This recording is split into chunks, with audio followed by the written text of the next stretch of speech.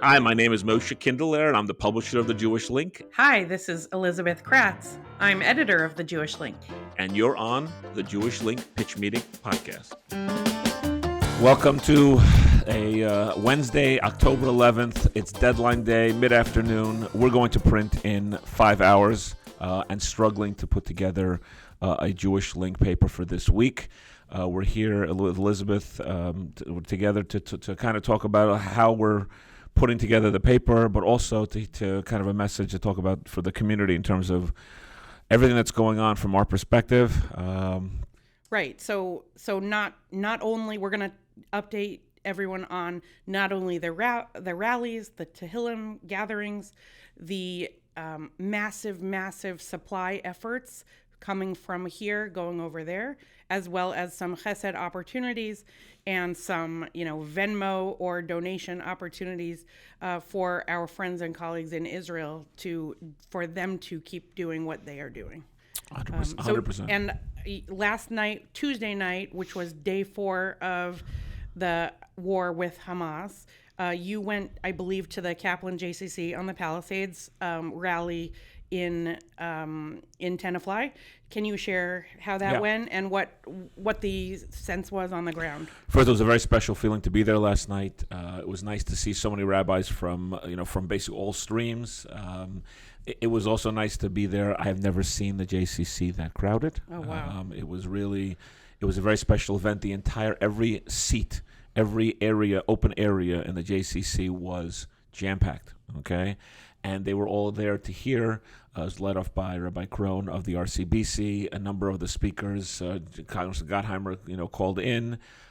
Gary Sher was there as well. There was also a mother or two whose children are serving. There's also a number of relatives of those who were kidnapped. Oh my God! And we got to hear from them. I actually attended also like kind of a press briefing before, where we met someone. We met who didn't speak. We met someone whose like nephew was a captive as well. So that was a hard briefing. And so basically, all I saw from the internet, because I couldn't get out of my house last night, was the outpouring of love and support for Israel that even extended into darkness. It was full on dark by the time I saw it happening and finishing up, and there really is a sense, not just from that that I saw on Facebook last night, but also Monday night and Tuesday night in Manhattan,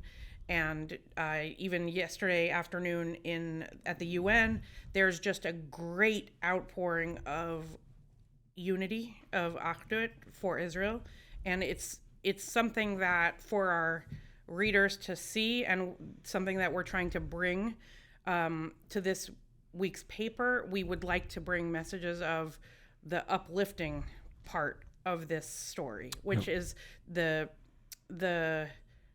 amount of unity and the amount of people of the world uniting against the barbarians and the barbaric attacks of Hamas. Yep, we're at war. That's clear. We're sitting here in North Jersey, but we all have friends and family. I know, Elizabeth, you have nieces and nephews who are serving. Yeah.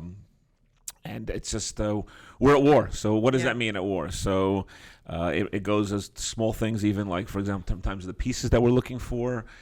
We talked about maybe pieces like, what happened on Simchat Torah morning. We're not looking right now for the looking for blame. We're really trying to focus on, I guess, the war effort, meaning, and everything around it, meaning everything that supports the Jewish people.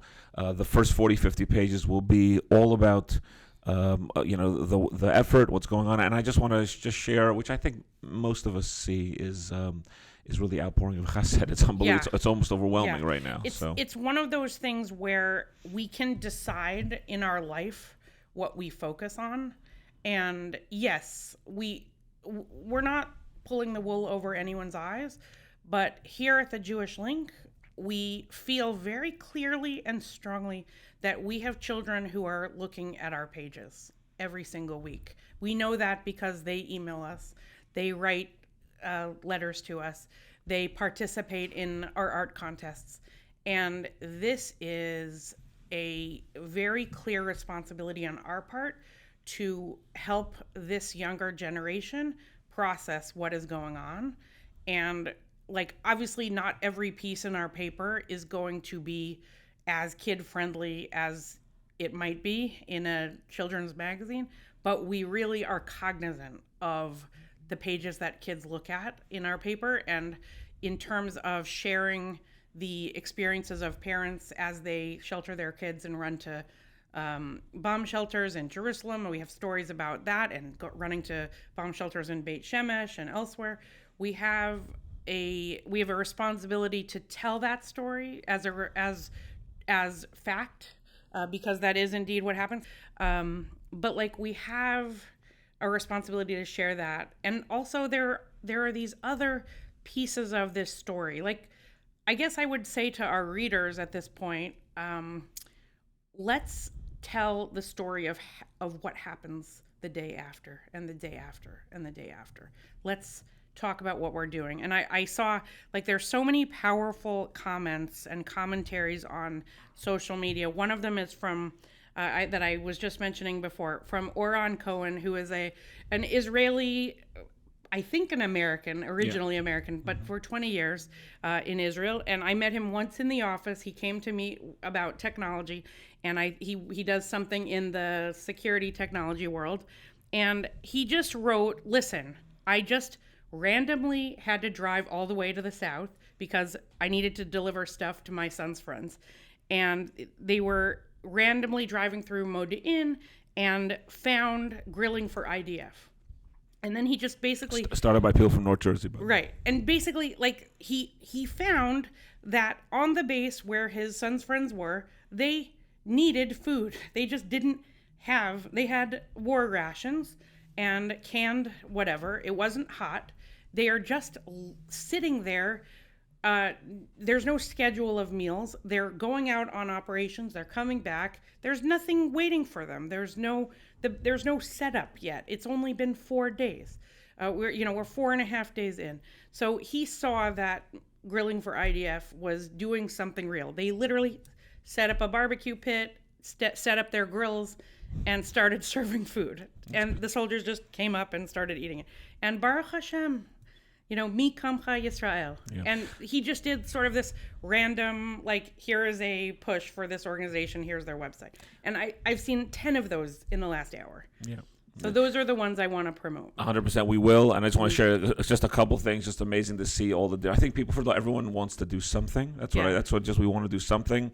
In many ways, I feel like our job is we are doing something. But doesn't mean we're exempt from the physical. But we definitely are doing something.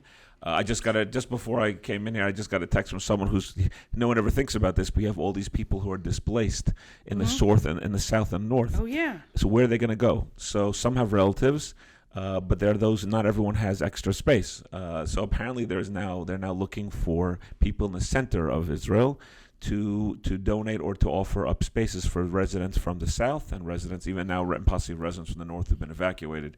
Yeah. And they're asking us, the Jewish Link, if we can help promote that. So, and the answer is yes, we can. Because also, and in the words of Alec Goldstein, who's the publisher of Kodesh Press, he said this morning, and I really liked what he said, and I want to start my day with it. I enjoyed relaying this to a couple of friends. He said in his text this morning, whatever it was, I can't remember where I saw it. He said, we can't all do everything, but we can all do something.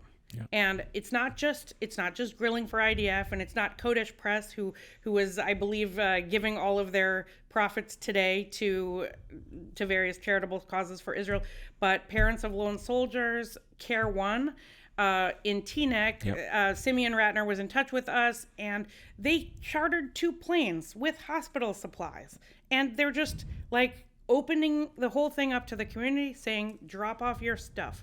And like, in a very real way, these sort of rescue operations of supplies, socks, T-shirts, underwear, things that IDF soldiers left behind when they were called up and just left their houses within moments. They had their military gear, and that's it.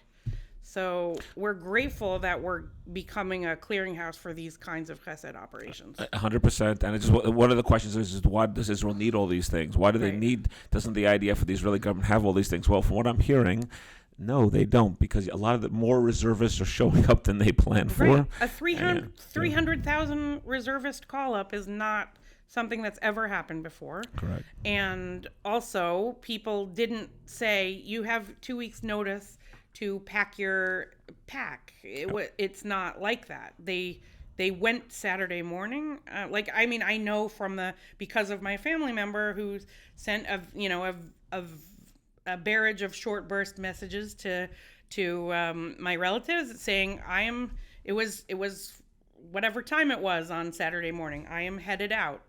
See you later. I'm leaving my phone here. I'm going out. And various people in touch with others since. But also, we had a question actually, and that's relevant to the pitch meeting, I think, very much. We had a question earlier today and yesterday about how to verify chesed organizations. Big issue, yeah. And how to ensure that our Venmo and Zelle dollars that we're so charitably, they're just coming out of us in America. Mm-hmm. Jewish Americans just want to give.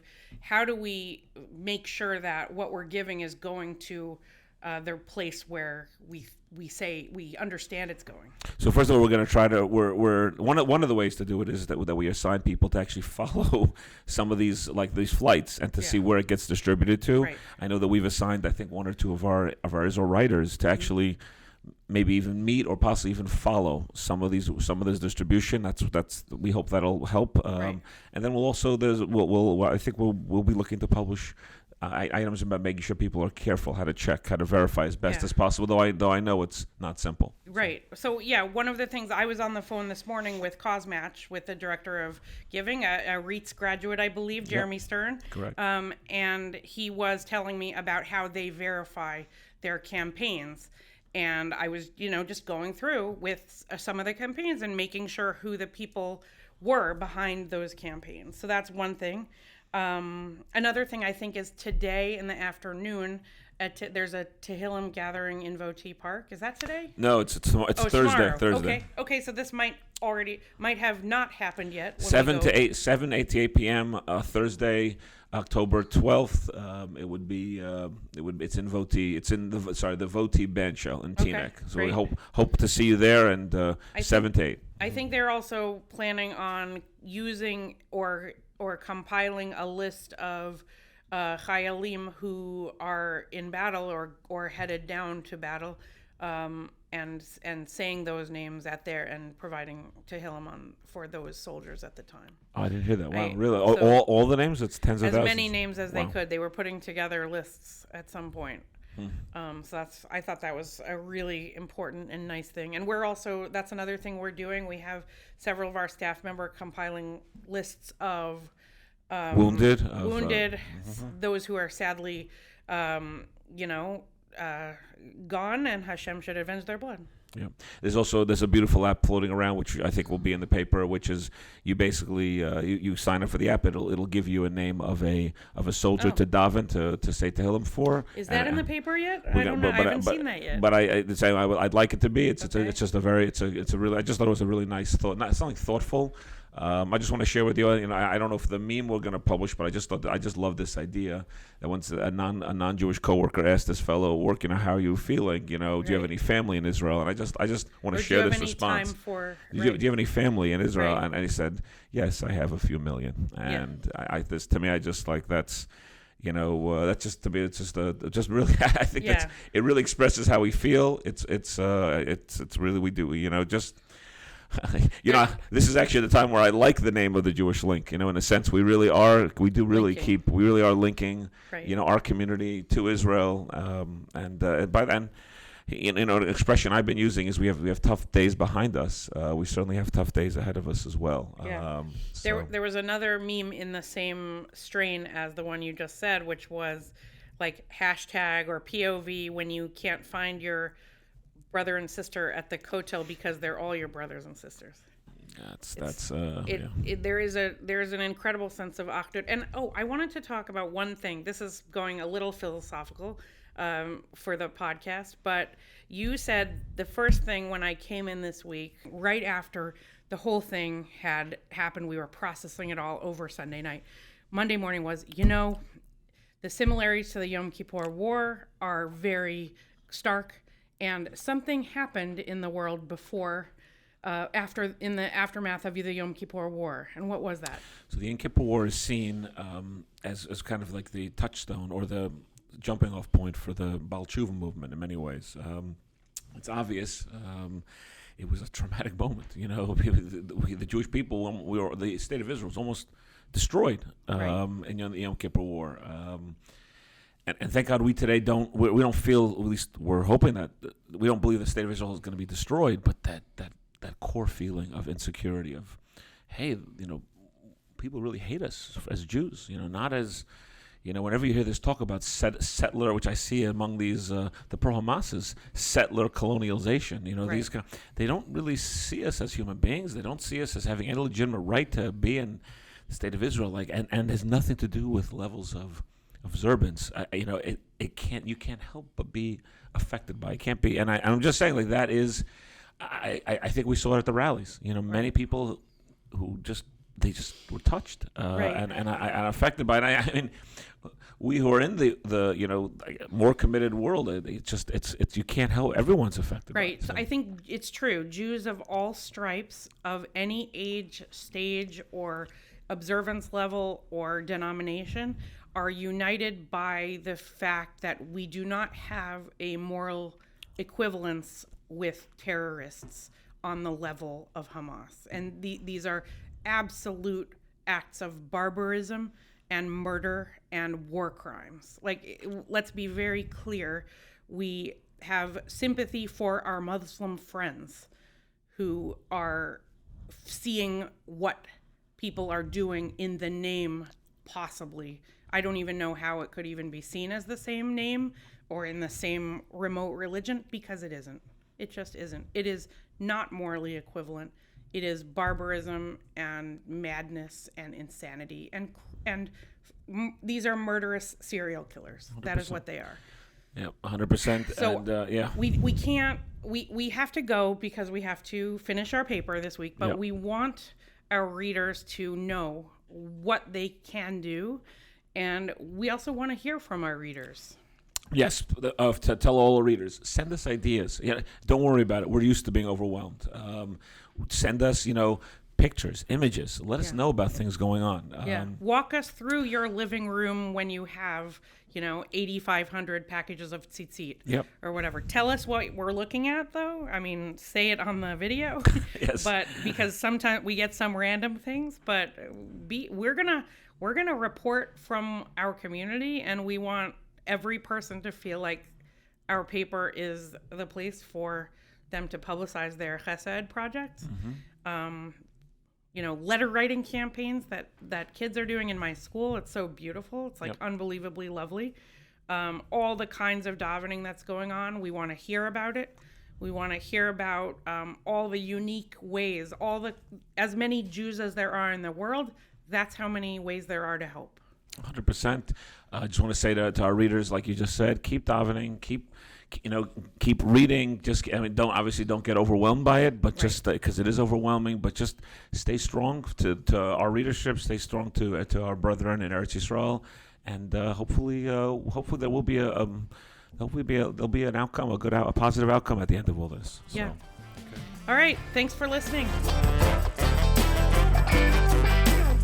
Thanks for being with us on the Jewish Link Pitch Meeting podcast. If you would like to participate or be in touch with us in any way, please email us at editor@jewishlink.news and follow us and find our podcast wherever you find podcasts.